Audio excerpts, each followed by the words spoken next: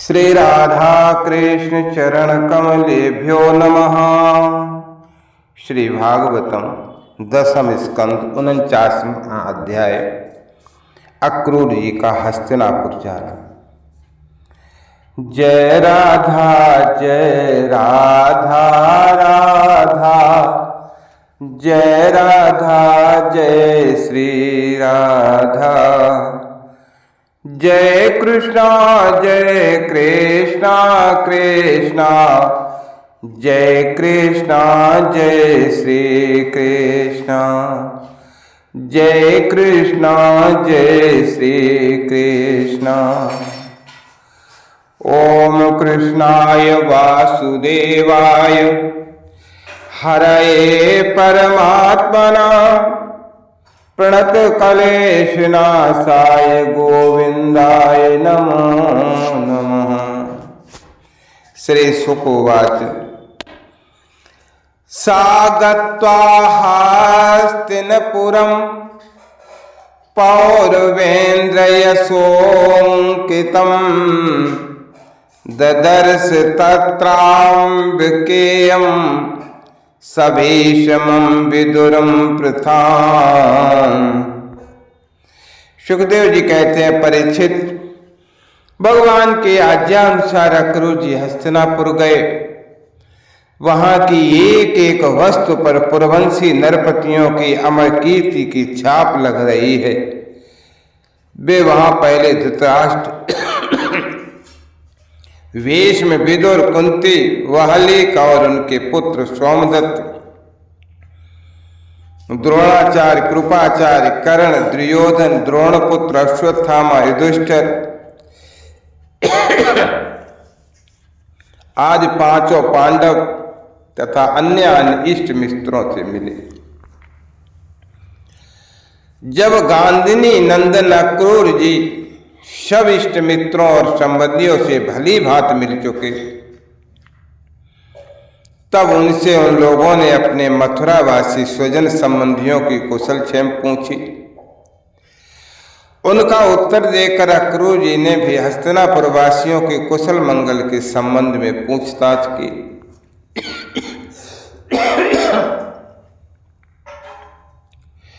परिचित अक्रूर जी ये जानने के लिए कि धृतराष्ट्र पांडवों के साथ कैसा व्यवहार करते,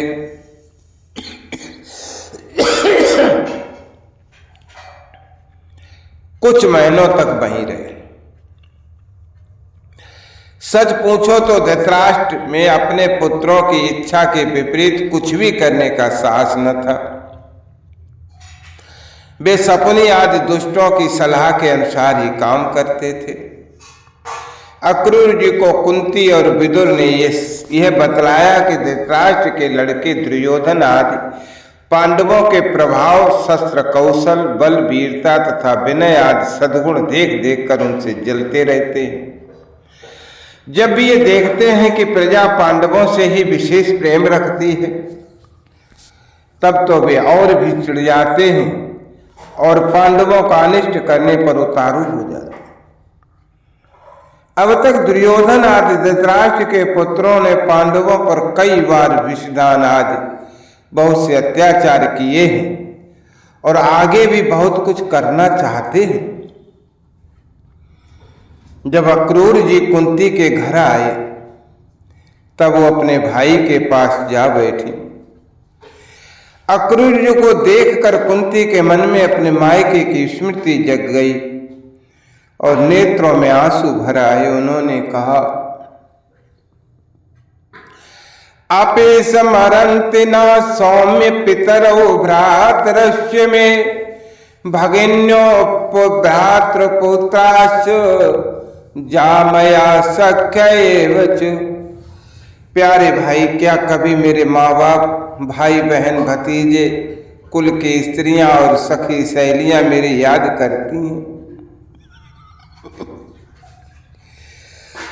मैंने सुना है कि हमारे भतीजे भगवान श्री कृष्ण हैं और कमल नयन बलराम बड़े ही भक्त वत्सल हैं, शरणागत रक्षक हैं।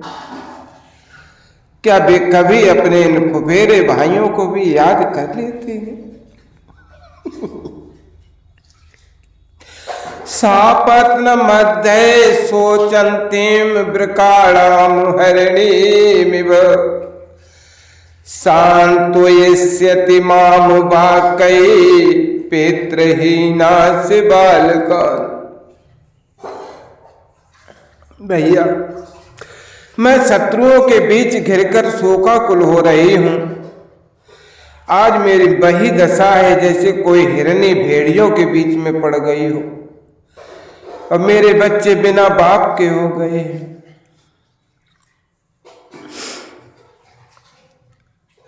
क्या हमारे श्री कृष्ण कभी यहाँ आकर मुझको और इन अनाथ बालकों को सांत्वना देंगे? कृष्ण कृष्ण महायोगिन विश्व आत्मन विश्व भावन प्रपन्नाम पाहि गोविंद शिशुश्चावसीदिति।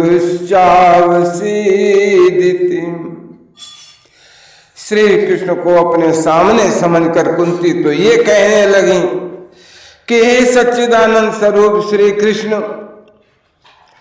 तुम महायोगी हो, विश्व आत्मा हो, तुम सारे विश्व के जीवन दाता हो।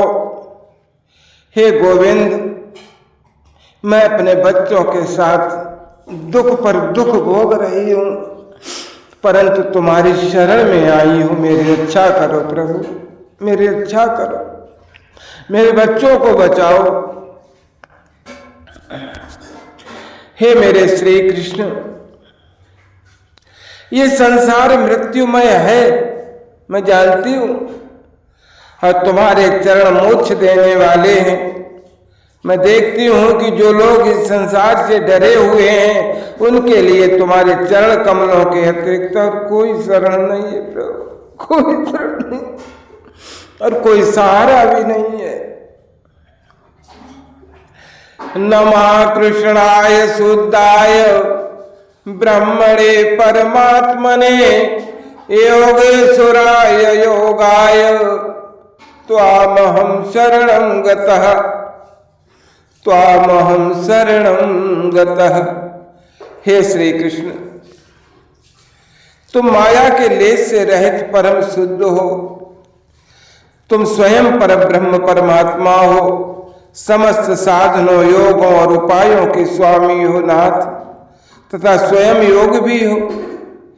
हे श्री कृष्ण, मैं तुम्हारी शरण में आई हूं, तुम मेरी रक्षा करो प्रभु। श्री सुखदेव जी कहते हैं, परीक्षित,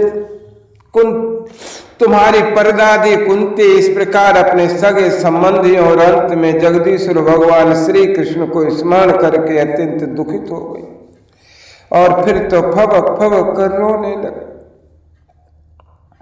अक्रूर जी और विदुर जी दोनों ही सुख और दुख को समान दृष्टि से देखते थे।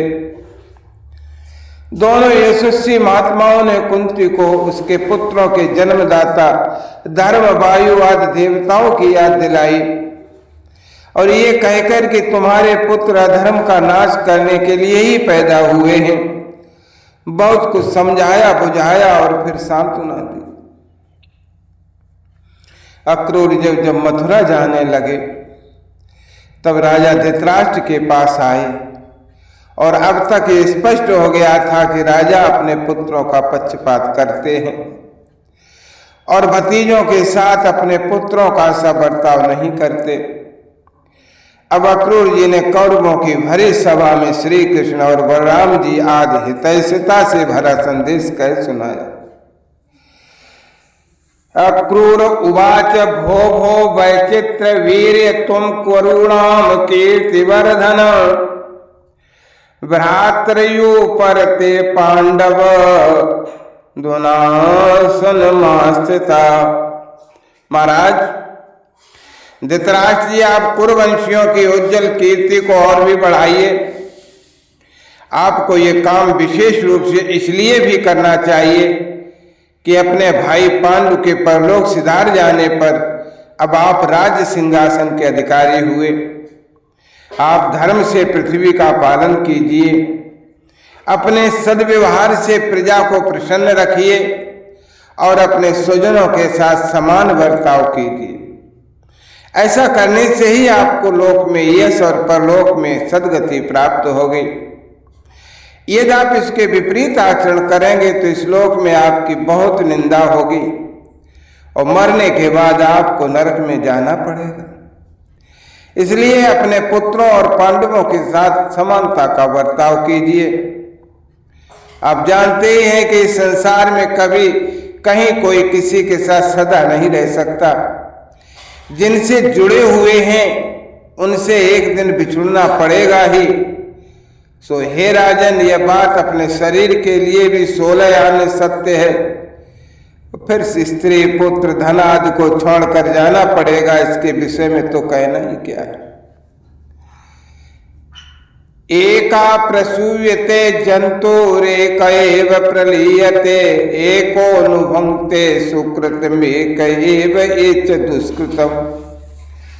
जीव अकेला ही पैदा होता है और अकेला ही मरकर जाता है। अपनी करनी धरनी का पाप पुण्य का फल भी अकेला ही भुगतता है। तो जिन स्त्री पुत्रों को हम अपना समझते हैं वे तो हम तुम्हारे अपने हैं।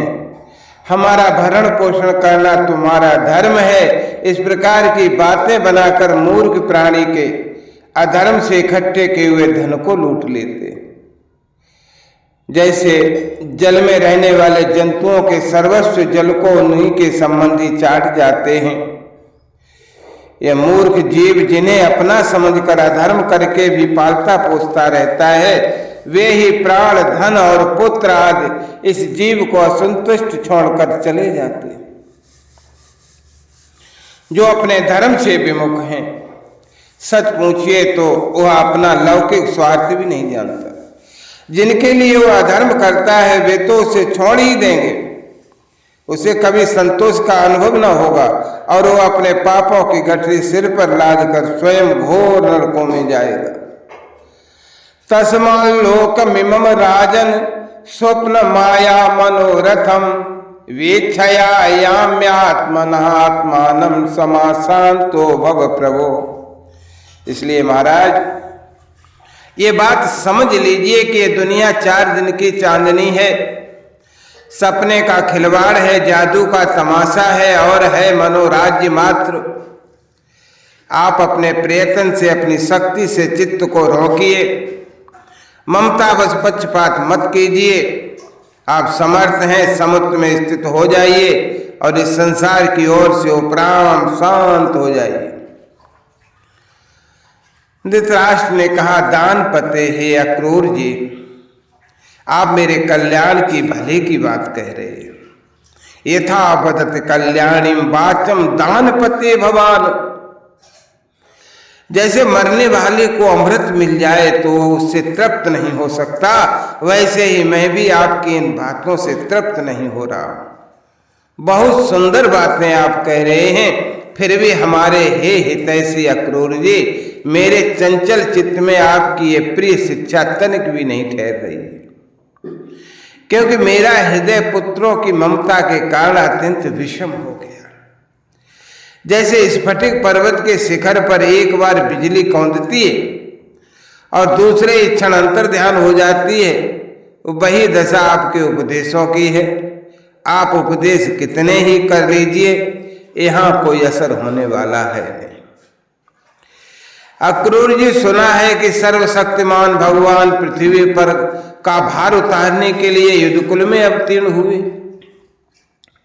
ऐसा कौन पुरुष है जो उनके विधान में उलट फेर कर सके। अब उनकी जैसी इच्छा होगी वही होगा भाई।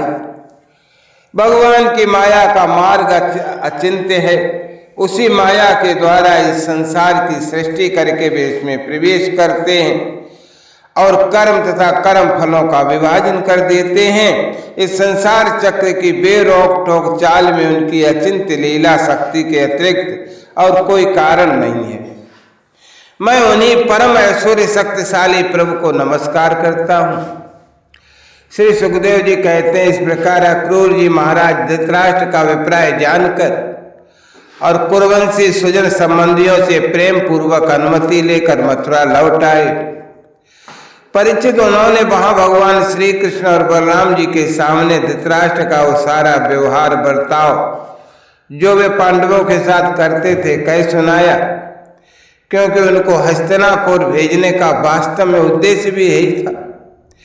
इत श्रीमद्भागवते महापुराणे वैयास्यकमष्टादश सहस्रायां पारमहंसायां संहितायां दशम स्कंधे पूर्वार्धे एकोनपंचशतमो अध्यायः समाप्तमिदं दशम स्कंधस्य पूर्वार्धं श्रीकृष्णार्पणमस्तु। जय राधा जय राधा राधा जय राधा जय श्री राधा। जय कृष्णा कृष्णा जय कृष्णा जय श्री कृष्णा।